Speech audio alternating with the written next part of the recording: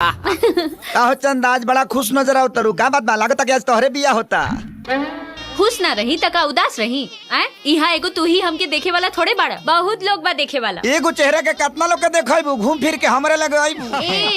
हमरा लगे मोहब्बत के गम नहीं खे, आ तू हमके संभारा इ तरह में दम नहीं खे। ए तोहरा के का, अगर चाह दी ना तो तोहरा साथे साथे सब जनी के रस निकाल दे। हट, तरह से तो मुँहे लगावल बेकार बा। मुँहे ना लगेबू तो मोहब्बत के लेमचूस कैसे? प्रभु बैठा। ए बुड्ढे, अंधे हो क्या? दिखाई नहीं देता कचरे का डब्बा? देहाती गंवार कहीं का। प्लेट उठा और रख इसमें। जी। ना काका, प्लेट के हाथ मत लगाइया, हमनी के बराती है जा, केहू के बाप के नौकर ना। ए मिस्टर, तमीज से बात करो तुम। एक तो खाने का सहूर नहीं, ऊपर से बदतमीजी से बात करते हो। अच्छा, तो हमनी के खाए के सहूर नहीं खे। दरअसल बात तो ई बा कि तोहरा लोग इनके खियावे के सहूर नहीं खे। एगो तब पे फेलो सिस्टम रख ले बड़ा लो। अगर इतने तमीज रहित ना तो पात में बैठा के अपना हाथ से परोस के खियाता लो। बहू, ये क्या तमाशा हो रहा है? देखिए ना बाबूजी, एक तो जानवरों की तरह खा रहे हैं, ऊपर से कुछ कह दिया तो बोलते हैं कि परोस के खिलाओ। अच्छा, तो हमनी के जानवर है जा। ए भाई लोग सुना लो, प्लेट नीचे रख दलो, अब तो हमनी के पात में बैठब जा, आई परोस के खियाई है। ए किसनवा, चुप।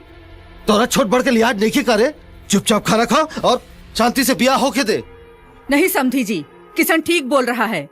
बहू सबको परोस कर खाना खिलाएगी। मैं और परोस के खिलाऊंगी? परोसेगी मेरी जूती। बहू, ए भाई लोग, आप तई परोसिया हमनी के बैठ के खाइल जाई। पतल ठीक बानू रे? हां भैया। आ खाना ठीक बानू रे? हां भैया। आ खियावेली ठीक बाड़ी नु? हां भैया। काहो भौजिया बनानू लड़ाबू? प्रभु। ई खाना खियावतिया कि ईटा से कपार फोड़तिया रे? भगवान विष्णु मंगलम गरुड़ध्वज मंगलम पुंडरीकाक्षाय मंगलाय तनो। शादी ब्याह बहुत बढ़िया से हो गई। समझी जी, मेरी बेटी कभी गांव में रही नहीं है, इसलिए उसे गांव के तौर तरीके मालूम नहीं है। जैसा कि अभी खाने को लेकर समस्या हो गई, मैं नहीं चाहता कि आपके यहाँ भी इस तरह की कोई समस्या हो। अगर आपकी अनुमति हो तो मैं सुजाता को उसके साथ में 2-4 दिनों के लिए भेज दूं। समझी जी, हमरा घर में पायल के कौनो दिक्कत ना हुई। फिर भी रहुआ 2-4 दिन खातिर अपना बहू के हमरा घर में भेजल चाहता नहीं, तो हमरा कौनो दिक्कत नहीं खे।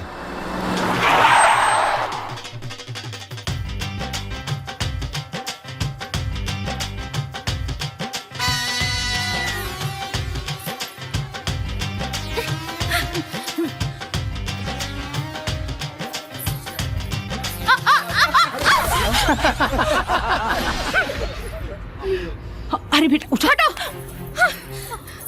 मैं तंग आ गई हुई नाटकों से। मेरा कमरा कहाँ है? बताइए। पायल, पायल।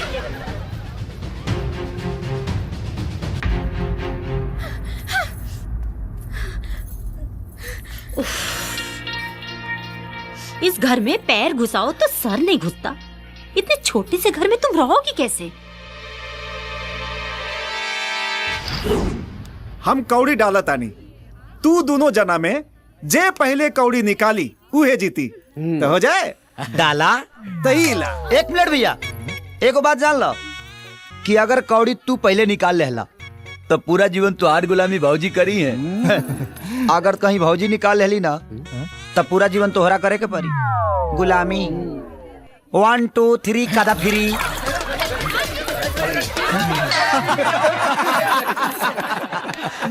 आप चिंता कैला के बात नहीं क्या भैया, आप तो पूरा जीवन तोहरा इशारा पर भौजी नची है। ये तो वक्त ही बताएगा देवर जी कि कौन किसके इशारे पे नाचता है। चलो भाभी। ए पायल, भैया हो गई घायल। प्रणाम। खुश रहा। बाबूजी, जीवन में पहली बार पायल हम लोगों से दूर हुई है। घर एकदम सूना सूना लग रहा है। हम चाहते हैं कि पायल को कुछ दिनों के लिए मेरे साथ जाने दीजिए, प्लीज। कौनो बात ना बबुआ, ले जा। अब तो आयल गई लगले रही। मैंने कहा था ना। ठीक है ठीक है। सब सिस्टम ही करना कालिए बका हो। भाभी चलो। लागत है कि गाँव भगे आटा ही खाले छाती के बात तुर दलस। अरे भाभी रिलैक्स, आप फिक्र मत कीजिए। आपके इस अपमान का बदला मैं जरूर लूंगी।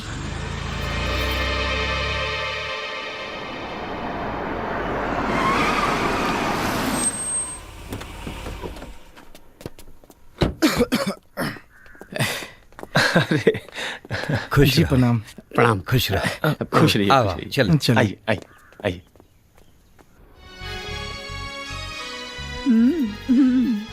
ये लो। अरे क्यों हंस रहे हैं नंदोई जी? कुछ नहीं, वो झगड़ू कह रहा है कि भाभी बहुत सुंदर लग रही है। लीजिए दामाद जी, अमरूद खाइए। जी नहीं, बस बहुत हो गया ये। बस नहीं, अभी तो शुरुआत है बहनोई जी। जब से आया हूँ तब से तो खा ही रहा हूँ। अरे खाएंगे नहीं नंदोई जी तो खाते पीते घर के दामाद कैसे लगेंगे? अरे दामाद बाबू, आओ बैठो। अरे तुम्हारी तो तबीयत बहुत खराब है। नहीं बाबूजी, वो मामूली सी सर्दी खांसी है। मामूली? अरे दवाई वाई ली कि नहीं? अरे खड़ा खड़ा मुंह क्या देख रहा है हरीश? जाओ साहब के लिए दवाई लेकर नहीं आओ। रुको बाबूजी, आप चिंता ना करें, मैंने दवाई ले ली है। अरे चिंता कैसे नहीं करूं? देखो, ये जो तुम रोज रोज ना गांव से बाइक में फैक्ट्री तक आना जाना करते हो ना, धूल धक्कड़ खाते हो, उसी का नतीजा है ये। मेरी सलाह मानो, ये रोज रोज आना जाना बंद करो। तुम चाहो तो यहीं रह सकते हो अपने घर में, और छुट्टियों में बीच बीच में अपने गांव चले जाना। कहीं तुम्हें ऐसा तो नहीं लग रहा है कि मैं तुम्हें घर जमाई बनाना चाहता हूँ? नहीं बाबूजी, मैं आपके बारे में ऐसा कैसे सोच सकता हूँ, लेकिन मुझे बाबूजी से पूछना पड़ेगा। लेकिन मुझे पूरी उम्मीद है कि अगर तुम्हारे बाबूजी तुम्हारा भला चाहते होंगे ना, तो भी यही सलाह देंगे। तुम्हारी तबीयत ठीक नहीं है क्या? माँ कह रही थी कि आज सुबह से तुमने कुछ खाना नहीं खाया है। तुमने बाबूजी से बात की? कौन सी बात? राम, पापा ने तुमसे कुछ कहा था। वो बात तो हम कल भी कर सकते हैं ना। मैं कुछ नहीं जानती, अब भी जाके बात करो। कैसी बात कर रही हो तुम? हाँ? मेरा कहने का मतलब है बाबूजी अभी सो रहे होंगे, वो बात तो हम कल कर लेंगे। आज तो हम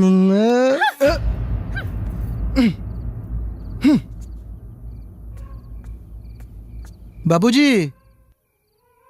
ए बाबूजी। हाँ? कहा बात है बेटा? ना कुछ ना, रवसूती हम काल अरे बतिया सुन, लेम।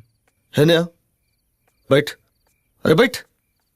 हाँ, का बात बा, बोल। ओ बाबूजी, पायल के पिताजी कहत रहलन ह। ना कुछ ना, हम काल अरे बतिया साफ लेम। साफ बता का बात बा। ओ बाबूजी, हमरा खांसी हो गई बटे, तेरा समधी जी कहत रहलन कि इतना दूर से आवे जाए में तबीयत बिगड़ जाई, तो तू शहर में रह जा, छुट्टी मिली ना तो घरे चल जाइए। तो तू का कहला? तो हम का कहती, हम कहनी ना कि बाबूजी से पूछ के बताएम। तो यही बात बा, ठीक बा, तो जा, कल बात कही जाई। ठीक बा, ठीक बा, बाबूजी, काल बात कर। जा।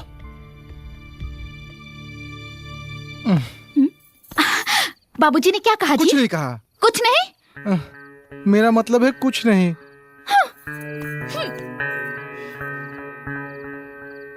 पायल, पायल, पायल, पायल।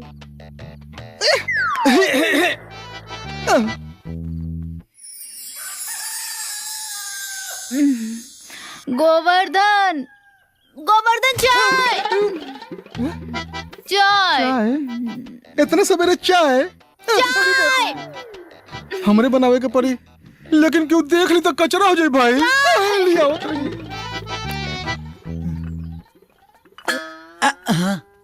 चाय केकरा खाती भैया? अपना खातिर रे। लेकिन तू तो चाय ना पिया तो लहा हो। कबो कबो पी लेवे नी। लिया वो तनी।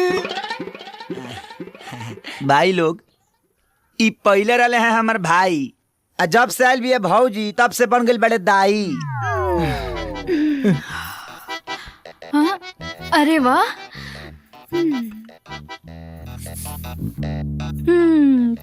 चाय तो बहुत अच्छी है। किसने बनाई? मैंने बनाई। हाँ? मैंने बनाई। बहुत अच्छी चाय बनाई है तुमने। अब से तुम ही बनाना। सुनो ना, मेरी ना सैंडल टूट गई है, प्लीज जुड़वा दो। Thank you.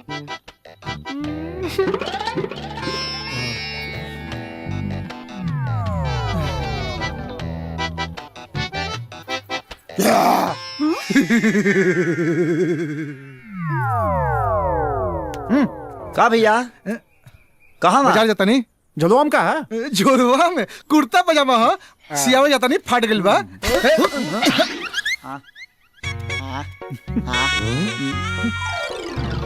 इतना छोटा कुर्ता हट गए यही से छोटा हो गइल बा हो। दे दे एगो काम करी हा दर्जी से मत सिवई है ना तो कर सुई टूट जाई मोची से सिवाली हा। भाई लोग अब हमरा बुझा गेल कि हमार भाई सच में दाई हो गइल बा। माई हमनियों के खनवा ले आई। अरे ले नी ले अरे दुल्हन कहाँ बाड़ी हो लौकत नहीं की। माई हम तो सोचले रहने कि आज भौजी के हाथ का खाना खाए के मिली। अच्छा नया नया दुल्हन आइल बिया अब वहीं ओकरा के चूल्हाड़ी में घुसा दी खा तू लोग हम ओकरा के खाना खिया क्या होता नहीं। दुल्हन आप किससे पूछ के अंदर आई? क्या आपको पता नहीं है कि किसी के भी कमरे में अंदर आने से पहले नॉक करके आना चाहिए? कहा करके आओ चाहिए दुल्हन? नॉक करके मतलब दरवाजा खटखटा के।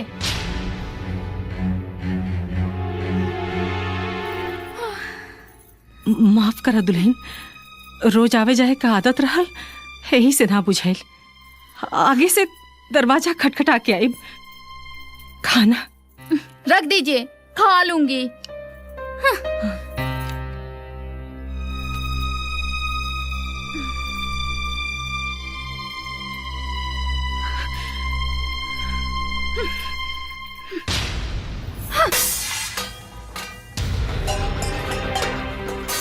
बहू ये का बदतमीजी है और ये खाना काहे फेंक देलू। ये कोई खाना है? ऐसे खाने तो हमारे घर के कुत्ते भी नहीं खाते। भाऊजी हमने यहाँ खाना इंसान खाती बनेला। अगर तोहरा कुकुर वाला खाना पसंद बा ना तो काल से खाना कुकुरे वाला बनी। का दिक्कत बा? किशन जबान संभाल के बात कर। देखा दुल्हन अन्न का अपमान ना कइल जाला बिटिया।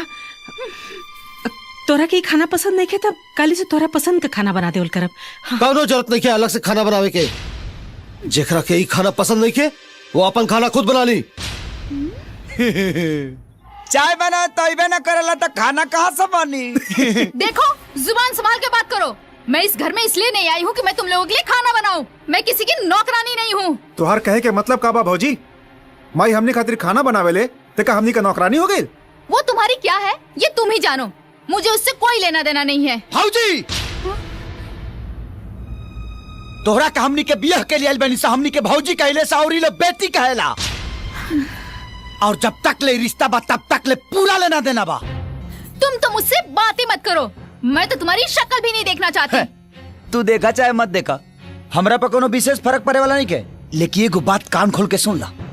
तू ये घर के बहू हो और बहू जैसन रहे के परी। ओ तो तुम मुझे सिखाओगे कि मुझे कैसे रहना है? सब सीखे के परी।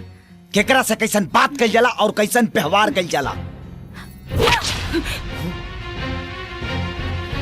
भाऊजी हम एक घर के मर्यादा के नहीं की भुलाई। न तो हाथ उठावे हमरो आवेला। किसान ये सब का होता? राम अच्छा हुआ कि तुम आ गए और तुमने सब अपनी आंखों से देख लिया। देखा तुम्हारे पीठ पीछे तुम्हारे घर वाले मुझसे कैसा कैसा बर्ताव करते हैं। हे बिटिया बिटिया बात सुना। बात क्या मत बढ़ावा। ऐसा छोट मोट बात था हर घर में होता रहेला। ये छोटी मोटी बात है। सिर्फ थप्पड़ मारना ही तो रह गया था। बाकी सब कुछ तो कर ही चुके थे आप लोग। देख किसान ते सच सच बताओ का कहली अपने भौजाई का साथे? हमसे का पूछा था? इनका से पूछा। अरे एकरा से का पूछी? एकरा तो एक दिन भी ना बोली घर में आइला। और देख तोरा के हम अच्छा तरह से जानता नहीं ते ही कुछ कह लोग बे। वाह भैया वाह।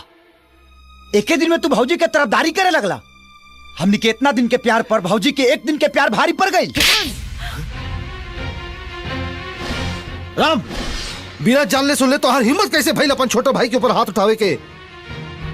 ये काम तो तोहरा करे के चाहिए बाबूजी। ये इतना देर से अपना भौजाई के साथ बदतमीजी करता और तू लोग बैठ के तमाशा देखा तारा। अरे तमाशा के करता? ई छोड़ ई तमाशा काहे होता ई हम अच्छा से जानता नहीं। बेटा तोरा ई घर छोड़ के जाए के बाना तो जा, बाकी जाए के बहाना मत खोजा। अरे कैसन बात करता नहीं राम के बाबूजी। अरे तू चुप कर। ई तोहार बेइज्जती कैले सिया तो हम चुप रहनी है। अपना दोनों देवर के बेइज्जती कैले सिया तो हम चुप रहनी है। ये हमार बेइज्जती कैले सिया तो भी हम चुप रहनी है। अरे बिना गलती के अपन छोट भाई के ऊपर हाथ उठाव ले ये हम बर्दाश्त नहीं कर सकत। बेटा तोरा रात के बात याद बानू कि तू हमरा से का बोलला कि तोहार ससुर तोहरा के घर जमाई बनावल चाहता रहे, तो हम तोहरा से का पूछनी, तू का जवाब देला? तो तू कहला कि बाबूजी से पूछ के बताए। अरे हमरा के तो तभी पता चल गई कि तोहार मन में खोट बा, ना तो तोरा बाबूजी के आड़ के जरूरत ना पड़ी। अरे तू तो खुदे सीधा जवाब दे सकत रहला, है ना? ठीक बा, तोहरा जाए के बा ना, प्रेम से जा, पर हमारे एक बात याद रखिया, घर जमाई की हालत धोबी के कुत्ता से भी बदतर होला। अब तो इन्होंने तुम्हें कुत्ता भी कह दिया, फिर भी तुम यहाँ खड़े हो, न जाने कैसे मर्द हो। हाँ। पायल पायल पायल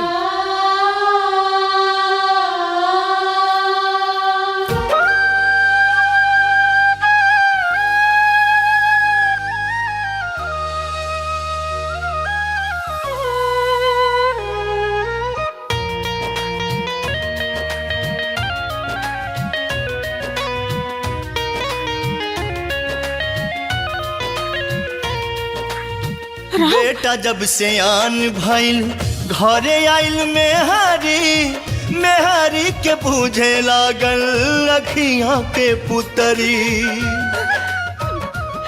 राम मेहंदी महावर के छूटल नाही रंग हो, घरे में पतोहिया मचावे लागल जंग हो। बेटा करेला गुलामी मेहरी से काप के, बेटा करेला गुलामी मेहरी से काप के, जन